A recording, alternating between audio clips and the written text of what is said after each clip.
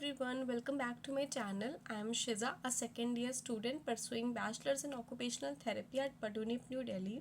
तो मैं बहुत टाइम से ऐसे ऑफ थी, मैं वीडियोस नहीं बना रही थी because of my some personal stuff and studies और मेरे एग्ज़ाम चल रहे थे. बट नाउ एज आपका एग्ज़ाम इज़ नियर अबाउट, आपका 1 वीक में आपका एग्ज़ाम है, तो आप लोगों के मन में बहुत सारे डाउट्स होंगे और अभी भी आप लोग बहुत कन्फ्यूज हो कि लाइक कैसे प्रिपरेशन करें, क्या मॉक टेस्ट दे. तो मैं आपको अच्छे से बताती हूँ कि लाइक आप कैसे इतने कम टाइम पे आप और क्या इम्प्रूव कर सकते. देखो, एज़ यू ऑल नो कि आपका पेपर 100 मार्क्स का होता है, ठीक है, विथ नो नेगेटिव मार्किंग, जिसमें आपको पता ही है पेपर पैटर्न क्या है.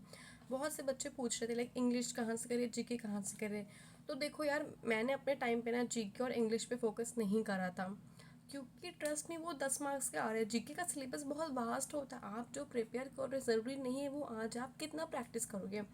लाइक जीके 5 मार्क्स आता है जीके के और 5 क्वेश्चन आते हैं इंग्लिश के.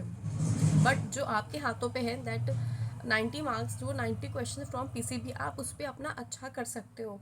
तो मैं तो यही बोलूँगी कि आप जीके इंग्लिश के लिए इधर उधर मत भागो. आखिरी टाइम के लिए आप जितना अच्छा कर सकते हो ना, आप अपनी प्रिपरेशन पीसीबी के लिए अच्छी करो, ठीक है. और मैंने ये एग्ज़ाम 2024 में क्वालिफाई करा था और तब पेपर एसवी निर्धार बनाता था, बट इस बार पेपर हमारा कॉलेज से बन रहा है.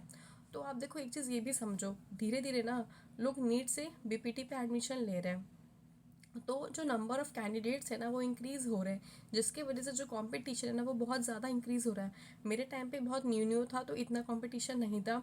नेक्स्ट ईयर जो था हुआ था पेपर, उसमें बहुत ज़्यादा रैंक वेरी करी थी लोगों की, लाइक 70 मार्क्स में भी लोगों की रैंक 100 के ऊपर जा रही थी.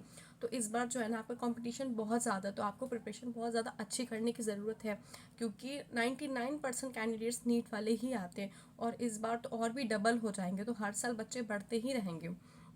तो मार्क्स भी देखो मैटर नहीं करते, बट एक सेफ मार्क्स होते हैं. मैं तो यही बोलूँगी कि जितना ज़्यादा नंबर ला सके आउट ऑफ 100 उतना अच्छा है आपके लिए, क्योंकि और अगर आपके रैंक अंडर 200 है तो जनरली आप सेफ हो. अभी आप कोशिश करो कि लाइक जो भी आपके पीवाईक्यूज़ हैं, मेरे खुद के यूट्यूब चैनल में मैंने लास्ट 2 ईयर्स के पीवाईक्यू अपलोड करे हुए हैं. आप वहाँ से जाके गो थ्रू कर सकते हो कि लाइक कैसे क्या पेपर पैटर्न आया है. और मेरे भी बहुत से बैचमेट्स और जूनियर्स भी यूट्यूब वीडियोस बना रहे हैं, तो आप कहीं से भी हेल्प ले सकते हो, एक्सेस कर सकते हो जहाँ से आपको हेल्पफुल हो, ठीक है.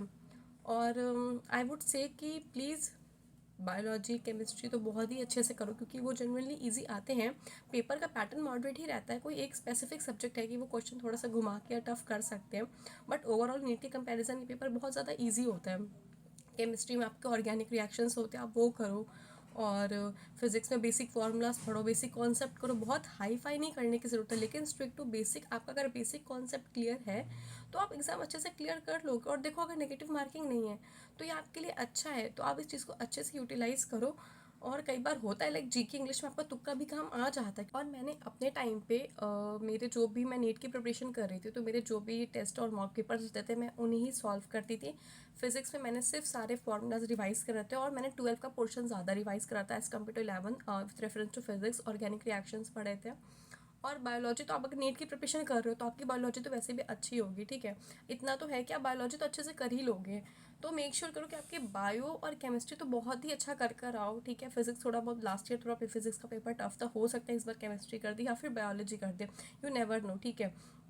तो आप अपनी प्रिपरेशन अगर आप नीट के, तो आपके लिए कहीं ना कहीं फ़ायदा है, क्योंकि वही चीज़ें ही आती और पेपर बहुत टफ नहीं होता. बट हाँ, इस बार अब हमारा कॉलेज बना रहा है, तो कहीं ना कहीं हर इंस्टीट्यूट का लेवल ऑफ पेपर बनाने का तरीका, कंडक्टिंग बॉडी है, तो वो डिफरेंट होता है. तो आप उसकी फ़िक्र मत करो, आप सिर्फ बेसिक पे स्ट्रिक्ट रहो, बार बार रिवीजन करो. और मेरे टाइम पे कुछ पीवाईक्यूज़ की बुक आती थी नीट की, मैं सिर्फ उन्हीं ही करती थी. और मेरे को चिल था कि भाई नेगेटिव मार्किंग नहीं है, तो मैं तो बस ऐसे ही देकर आ गई थी, मुझे नहीं था कि मैं क्वालिफाई कर पाऊँगी, ठीक है. तो इतना मत सोचो, नेगेटिव मार्किंग नहीं है. तो आप अच्छे से प्रिपरेशन करो. बायोलॉजी तो आपकी इतनी प्रिपेयर हो ही गई होगी, और आपके जो भी मॉक टेस्ट है या फिर पीवाईक्यू के पेपर, आप उनको गो थ्रू करो. ऐसे बुक रीड करके तो कोई फ़ायदा नहीं होगा ना इस टाइम, क्योंकि एमसीक्यू पेपर होना है. तो फिर मैं जितने भी मेरे मॉक टेस्ट थे, मेरे पास पीवाईक्यू की बुक्स थी, सब्जेक्ट वाइज बुक थी, तो मैं बस उन्हीं करके गई थी पेपर में, और मुझे मैक्सिमम चीज़ें वहीं से मिल गई थी पेपर में. तो इसलिए तो इतना ज़्यादा टेंशन मत लेना. और हाँ, हो सके तो प्लीज़ बहुत ही ऐसे कुछ लाइट क्लोथ्स पहन के जाना, बिकॉज गर्मी बहुत हो रही. बहुत से लोग पूछ रहे थे कि मैम ड्रेस कोड क्या, तो ड्रेस कोड कुछ नहीं होता है. आप बहुत ही ऐसे कुछ लाइट टी शर्ट ट्राउज़र पहन के जाओ जिसमें आप कंफर्टेबल हो, बिकॉज बहुत ज़्यादा गर्मी है, ठीक है. और उसके बाद ये है कि देखो, एग्ज़ाम होना ना होना, क्लियर होना, वो आपकी लक की बात होती है, ठीक है. बट आप अपनी तरफ से पूरी कोशिश करो.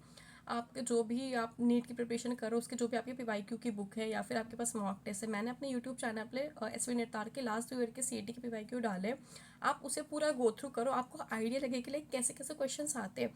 तो अगर आपने कोई मॉक टेस्ट दिया या कुछ दिया तो आप उसको देखकर आप पूरे पूरे फॉर्मूला रिवाइज करो, ठीक है, ताकि वो चीज़ आपको हेल्प करे, क्योंकि केमिस्ट्री में ऑर्गेनिक रिएक्शंस आते हैं पेपर में, और फिजिक्स में भी कॉन्सेप्ट वाइज सारा फार्मूला बेसिक्स थ्योरी यही आता है, कोई बहुत ज़्यादा ऐसा मतलब बड़ा नहीं आता। बट फिजिक्स के लिए तो I would say please stick to the formulas, क्योंकि वो ही आते हैं। और अभी तक तो 12 का पोर्शन ही ज़्यादा आया, बट अब अचानक से, क्योंकि 3-4 साल से पेपर SV नेतार ही कंडक्ट करा रहा था, बट इस टाइम से पढ़ने कनेक्ट करवा रहा है, तो थोड़ा बहुत तो फ्लक्चुएशन ऊपर नीचे होगा, तो आप उतना मत सोचो। बट बायोलॉजी के लिए भी आप यही करो, और सेम फिजिक्स के लिए फार्मूलाज एंड ऑल यही करो, बिकॉज लास्ट टाइम पे आप कुछ नया भी मत पढ़ो, जो आप कर रहे हैं आप उसी को बार बार रिवाइज करो, क्योंकि अब आपने इतनी प्रिपरेशन करी है तो आपको घुमा फिरा के आपको थोड़ा बहुत तो याद आ जाएगा, और MCQ पेपर है, नेगेटिव मार्किंग नहीं है, तो आपको क्लिक कर जाएगा।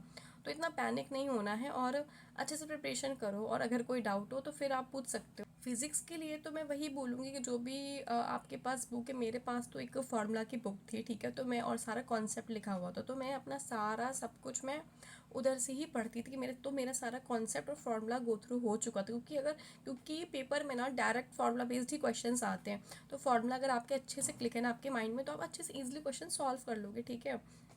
फिर केमिस्ट्री में आपके ऑर्गेनिक रिएक्शंस हो गई, फिजिकल केमिस्ट्री में डायरेक्ट फार्मूला बेस्ड आता है, कई बार लाइक सरफेस केमिस्ट्री है या जैसे चैप्टर है थ्योरी चैप्टर से भी डायरेक्ट सिंपल क्वेश्चन आता है। और हाँ देखो, जो सिलेबस कट हो चुका है ना, बट पेपर में सब कुछ आता है, ठीक है, तो उस चीज़ का ध्यान रखना। अब आप एक एक लाइन तो नहीं पढ़ सकते हो ना बुक की, तो अगर आप MCQ ऐसे सॉल्व कर लोगे ना, या मेरे पास तो ना बुक्स थी अरिहंत की, लाइक नीट की होती है, तो मैंने सब वही करा था, MCQ वाले सॉल्व करके बस देख के चली गई थी। तो ऐसे ही करो, अब आप आखिरी टाइम पे इतना कुछ नहीं कर सकते हो, ठीक है, तो इस चीज़ का ध्यान दो, और प्लीज़ हाइड्रेटेड रहना, इतना पैनिक मत तो होना।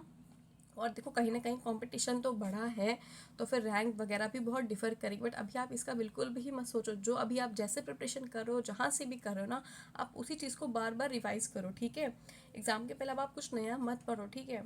और that's it. So that's it for the video. अगर आपको कोई भी डाउट हो या कुछ भी क्वेरी हो तो आप मेरे को ऐसे कमेंट कर सकते हो, और all the best for your exam. Thank you.